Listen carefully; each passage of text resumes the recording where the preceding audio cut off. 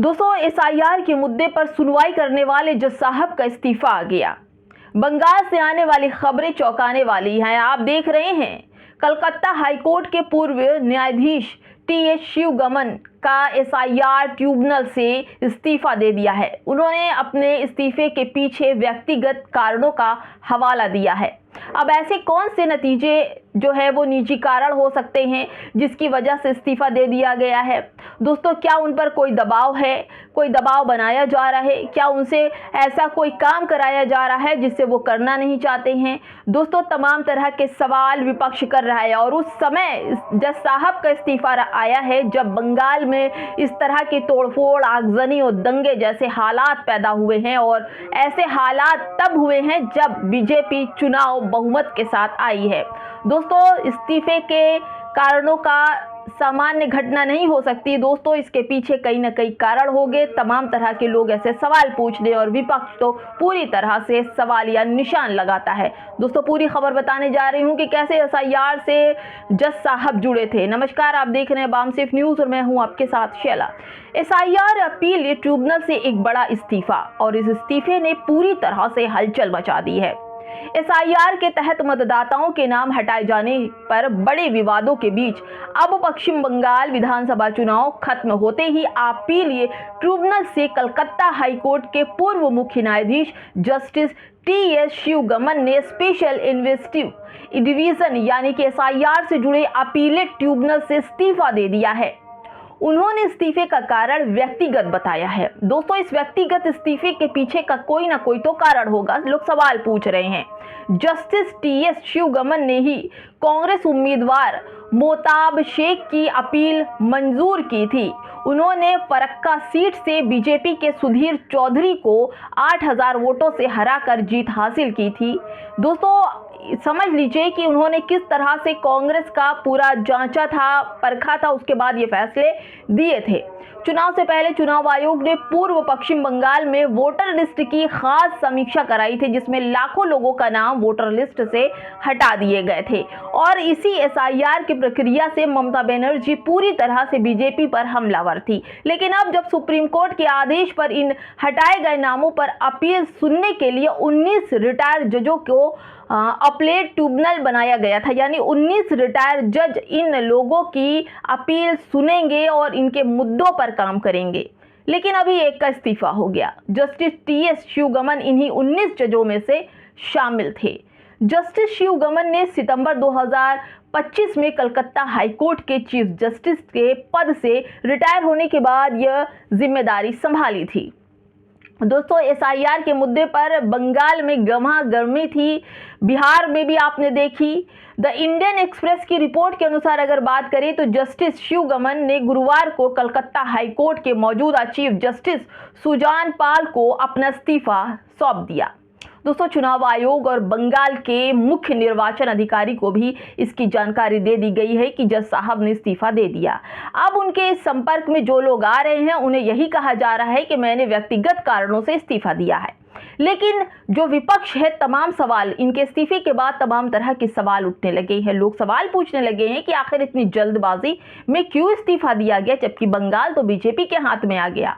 SIR के तहत जांच के अधीन आए हैं मतदाताओं की अपीलें इस ट्रिब्यूनल को सुनवानी थी और इसकी पूरा फैसला जज साहब को सुनना था और करना था। लेकिन जज साहब ने इस्तीफा दे दिया। लेकिन सुनवाई के बाद भी बड़े पैमाने पर नाम काटे गए थे। उस वक्त भी काफी बहस रही। ऐसा इसलिए क्योंकि एसआईआर के दौरान लॉजिकल डिस्क्रिपेंसी की वजह से 16 लाख से अधिक वोटरों के नामों का फैसला होना था। लेकिन दोस्तों, 16 लाख वोटरों के नाम के 60 लाख वोटरों के नाम के फैसला होना था, लेकिन जज साहब ने इस्तीफा दे दिया। 700 जजों द्वारा सुनवाई के बाद भी 27.16 लाख लोगों के नाम पर वोटर लिस्ट के नाम हटा दिए गए थे। इस पूरे मामले में 34 लाख से ज्यादा लोगों ने इस फैसले के खिलाफ अपील की थी। लेकिन ट्रिब्यूनल ने बहुत कम लोगों को राहत मिली थी, जिसमें से 1607 लोगों को राहत मिली थी। और उनके नाम लिस्ट में आए थे, बाकी लोगों के लिस्ट में नाम नहीं आए। ममता बनर्जी का हारने का सबसे बड़ा कारण था जस्टिस टीएमसी जो उन्होंने मुश्तबा शेख को जो अपील मंजूरी की थी, उसमें मुश्तबा शेख का नाम वोटर लिस्ट में जोड़ा गया था। बाद में उन्हें फरक्का सीट से चुनाव भी लड़ा और बीजेपी के सुधीर चौधरी को 8,000 वोटों से हराकर जीत भी हासिल की। दोस्तों, सुप्रीम कोर्ट ने मोहताब शेख और नंदलाल बोस के पोते की अपील जैसी कुछ खास अपीलों को जल्दी सुनवाई और आदेश दे दिया था और जल्दी फैसला कर दिया था। क्या यही तो कारण नहीं है जज साहब का इस्तीफा देने का? ये मामले जस्टिस शिव गमन के सामने आई थी, ये दोनों मामले थे और उसको जल्दी जल्दी उन्होंने फैसले भी दिए थे। और चुनाव के दौरान वोटर लिस्ट में नाम हटाने को लेकर तृणमूल कांग्रेस ने आरोप लगाया था कि यह बीजेपी के फायदे के लिए किया गया है, जबकि बंगाल में इस बार बीजेपी ने तृणमूल कांग्रेस को करारी हार दी है और सरकार ने अपना कब्जा बंगाल पर जमा लिया है।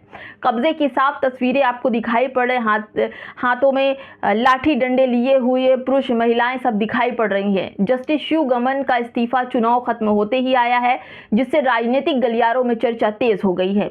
हालांकि उन्होंने साफ कहा है कि इस्तीफा सिर्फ व्यक्तिगत कारणों से है।